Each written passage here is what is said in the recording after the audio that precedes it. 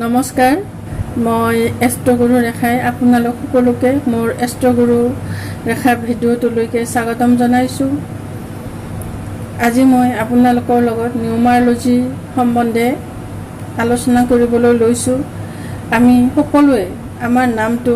আমাৰ বাবে লাকি হয় নে নহয় এই কথাটো জনা দৰকাৰ। আমাৰ নামটো যদি আমাৰ এটা ভাল গ্ৰহৰ নাম্বাৰত নাথাকে বা আমাৰ নামটো যদি আমাৰ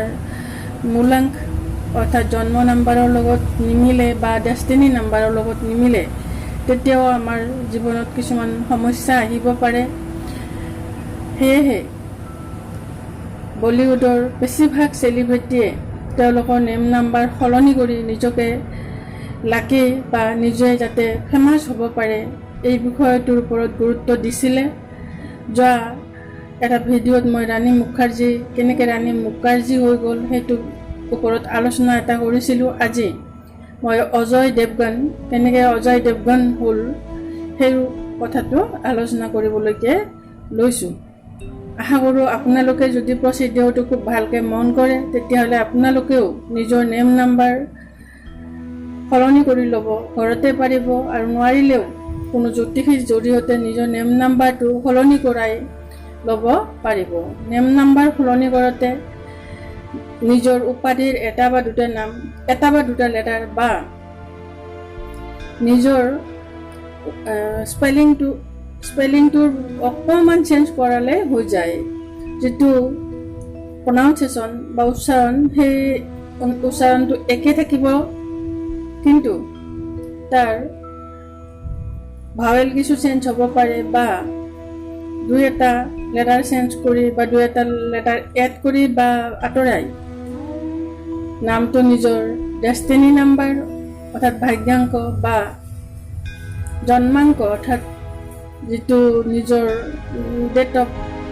ডেট আছে বা ডেট আছে সেই নাম্বাৰটোলৈকে আনিব পাৰে। আহকচোন আমি অজয় দেৱগনৰ জন্ম তাৰিখ সহ তেওঁ কেনেকৈ কি কাৰণে তেওঁৰ নেম নাম্বাৰ চেঞ্জ কৰিলে বা নেম নাম্বাৰ চেঞ্জ কৰি কি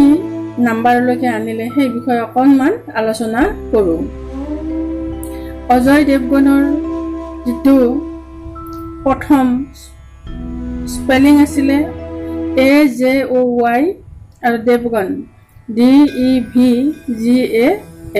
অজয় দেৱগন অৰ্থাৎ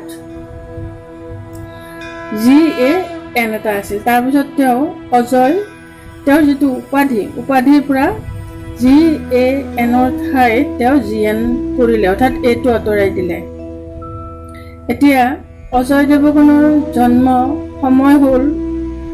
অৰ্থাৎ ডেট অফ বাৰ্থ হ'ল 2 এপ্ৰিল 1969। গতিকে আমি যদি মূলাংক বা জন্মাংক লওঁ তেনেহ'লে 2 আহে, আৰু টোটেল অৰ্থাৎ ডেষ্টিনি নাম্বাৰ অৰ্থাৎ ভাগ্যাংক যদি উলিয়াওঁ তেতিয়াহ'লে 2 + 4 + 1 + 9 + 6 + 9 = 31, আৰু 31ক যদি আমি এটা নাম্বাৰত পৰিণত কৰাওঁ তেনেহ'লে 3 + 1 4লৈকে আহে। গতিকে অজয় দেৱগনৰ যিটো মূলাংক সেয়া হ'ল 2, আৰু যিটো ডেষ্টিনি নাম্বাৰ ভাগ্যাংক সেইটো হ'ল 4। সদায় নেম নাম্বাৰ যদি আমি ডেষ্টিনি নাম্বাৰলৈ আনো অৰ্থাৎ ভাগ্যাংকলৈ আনো তেতিয়া বেছি ভাগ্যই সহায় কৰা বুলি মানা যায় নিউমাৰলজি অনুযায়ী।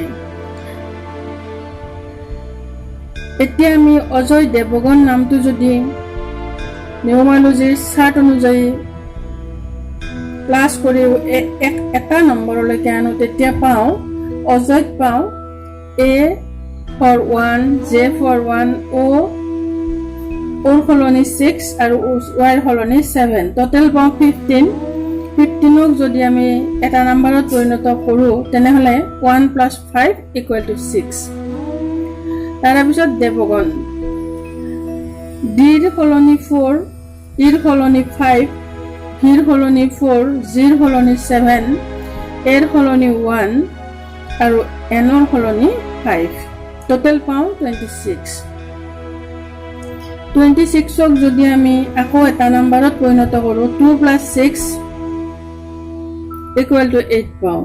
এতিয়া অজয় দেৱগন যদি আমি টোটেল কৰোঁ 6 + 8 পাওঁ = 14 পাওঁ 14ক যদি আমি এটা নাম্বাৰত পৰিণত কৰোঁ 1 + 4 = 5 পাওঁ তাৰপিছত অজয় দেৱগনে অজয়টো ঠিকে ৰাখিলে কিন্তু তেওঁৰ দেৱগন যিটো উপাধি আছিল তাৰ পৰা জিয়ে এনৰ ঠাইত এটো আঁতৰাই দিলে অৰ্থাৎ দেৱগন কৰিলে লগে লগে তেওঁৰ যিটো দেৱগনৰ 8 নাম্বাৰ আছিলে সেইটো 7 হৈ গ'ল তাৰপিছত অজয় দেৱগন হিচাপে যেতিয়া আমি এটা নাম্বাৰত পৰিণত কৰাওঁ তেতিয়া হয় অজয়ৰ সলনি 6 আৰু দেৱগনৰ সলনি 7 so 7 + 6 = 13 13ক যদি আকৌ আমি এটা নাম্বাৰত পৰিণত কৰাওঁ 1 + 3 = 4 গতিকে 4 তেওঁৰ ডেষ্টিনি নাম্বাৰ অজয় দেৱগনে তেওঁৰ নেম নাম্বাৰ ডেষ্টিনি নাম্বাৰলৈকে আনিলে যাৰ ফলত তেওঁ হয়তো বিখ্যাত হ'ল এনেকৈ হয়তো তেওঁ নিজৰ নাম্বাৰ চেঞ্জ কৰাই নিজৰ নাম্বাৰটো লাকি কৰালে মই আপোনালোকক চাৰ্টখন আগৰ যিটো ভিডিঅ' তাতো দিছোঁ ইয়াতো দিছোঁ আপোনালোকে যত্ন কৰিব যদি আপোনালোকৰ নেম নাম্বাৰটো আপোনালোকৰ ডেষ্টিনি নাম্বাৰ বা ৰুট নাম্বাৰত নাথাকে তেনেহ'লে আপোনালোকে নিজৰ নেম নাম্বাৰ সলনি কৰি ল'ব পাৰে নতুবা কেতিয়াবা কি হয় বিবাহৰ পিছত স্বামী স্ত্ৰীৰ মাজত যদি মিলাপ্ৰীতি নাথাকে তেতিয়াও আপোনালোকে নিজৰ স্বামী বা নিজৰ পত্নীৰ নাম্বাৰৰ ফ্ৰেণ্ডলি নাম্বাৰলৈকে নিজৰ নাম্বাৰটো আনি ল'ব পাৰে এনে ক্ষেত্ৰত আপোনালোকৰ বৈবাহিক জীৱনত মিলাপ্ৰীতি হোৱাৰ আশা দেখা যায় মই এষ্ট্ৰগুৰু ৰেখাই আজি নিউমাৰলজি সম্বন্ধে এইখিনিকে ক'লোঁ আশা কৰোঁ আপোনালোকৰ জীৱন সুখময় হোৱাত এই মোৰ যিটো প্ৰচেষ্টা সেয়া কামত আহিব আৰু আপোনালোকে নিজে নিজৰ নেম নাম্বাৰ সলনি কৰি ল'বলৈ যত্ন কৰিব আজিলৈ ইমানখিনিতে মোৰ ভিডিঅ'টো